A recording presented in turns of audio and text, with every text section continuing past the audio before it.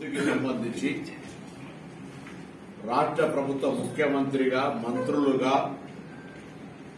కేంద్ర ప్రభుత్వానికి సంబంధించి రావాల్సినటువంటి అభివృద్ధి భాగస్వామ్యము తెలంగాణకు రావాల్సినటువంటి మొత్తానిగా అనేక సందర్భాల్లో పోయి గౌరవ మంత్రులకు ప్రధానమంత్రి గారికి విజ్ఞప్తి చేస్తా ఉన్నాం. 15 నెలల తెలంగాణలో అనేక కార్యక్రమాలకు ప్రధానమంత్రి గారు వివిధ మంత్రులు హామీలు ఇచ్చినా అవి కార్యరూపం దాల్చకపోవడానికి మాకున్నటువంటి ఆలోచన లేదా సమాచారం ప్రకారంగా కిషన్ రెడ్డి గారు ఈ అభివృద్ధికి అడ్డంకిగా నిలుచొని తెలంగాణ అభివృద్ధికి రాకుండా ఉండేటువంటి ప్రయత్నంలో ఆయన ప్రధాన పాత్ర పోషిస్తా ఉన్నారు. ఉదాహరణకు ఎయిర్పోర్టుకు సంబంధించి రామ్మోహన్ నాయుడు గారు ఆంధ్రప్రదేశ్ మంత్రిగా తెలంగాణకు ఎయిర్పోర్ట్ ఇచ్చే కార్యక్రమం సంబంధించి భూసేకరణ విషయం చెప్తే భూసేకరణ అంతా చేసి మేము ఇచ్చిన తర్వాత అదేదో ఆయన చేసినట్టు చెప్పుకునే ప్రయత్నం చేస్తే పాపం సరిపోక అద్దె మంత్రి అంటే మంత్రి కేంద్ర మంత్రి తెలంగాణ బిడ్డలతో ఎంపిక కాబట్టినటువంటి మంత్రి తెలంగాణకు సంబంధించి వరంగల్ ఎయిర్పోర్ట్ తెస్తే నేను తెచ్చినా అని చెప్పుకునే దమ్ము లేక ఆ మంత్రిని తీసుకొచ్చి కిషన్ రెడ్డి గారు ఈ ఎయిర్పోర్ట్ రావడానికి సహకారం చేసినా చెప్తున్నాడు. రాని వాటన్నిటికీ కిషన్ రెడ్డి కారణం కూడా చెప్పాలి ఆ మంత్రి గారు. కిషన్ రెడ్డి గారు వాస్తవంగా ముందటి నుంచి కూడా మేము చెప్తున్నది ఆయన బండి సంజయ్ని తొలగించి కేసీఆర్ బినామీగా బీజేపీ అధ్యక్షుడు అయినాడు. ఇవాళ కూడా కేసీఆర్ గారి ఆలోచన మేరకు మాత్రమే భారతీయ జనతా పార్టీ అధ్యక్షుడిగా పనిచేస్తా ఉన్నాడు.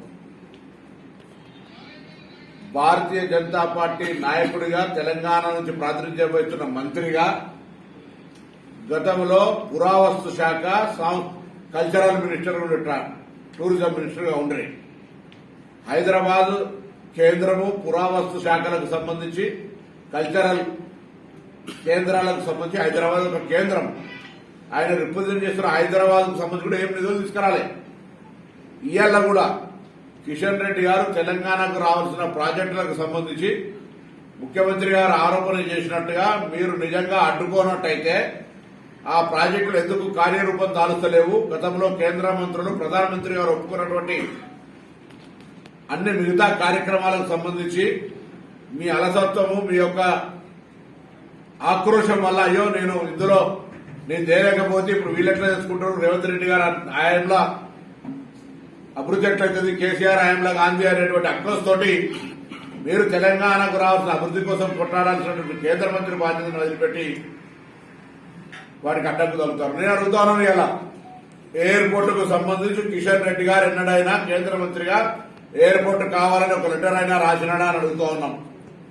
ఇతరత్ర అభివృద్ధి కార్యక్రమాలకు సంబంధించి కిషన్ రెడ్డి గారు నేను కూడా హైదరాబాద్ ఇన్ఛార్జి మంత్రిగా తెలంగాణ మంత్రిగా కిషన్ రెడ్డి గారిని కలవడం జరిగింది. మిగతా మంత్రులందరినీ కూడా కలిసినాం. అనేక సందర్భాల్లో అనేకమైన అంశాల లోపల రిప్రజెంటేషన్ చేస్తా ఉన్నాం. ముఖ్యమంత్రి గారు మంత్రివర్గంతో సహా ఈ రోజు కూడా మళ్లీ కేంద్రంలో ఒక మంత్రిని కలుస్తా ఉన్నాం. గతంలో ప్రతి మంత్రిని అటు అటవీ శాఖలకు సంబంధించి కావచ్చు,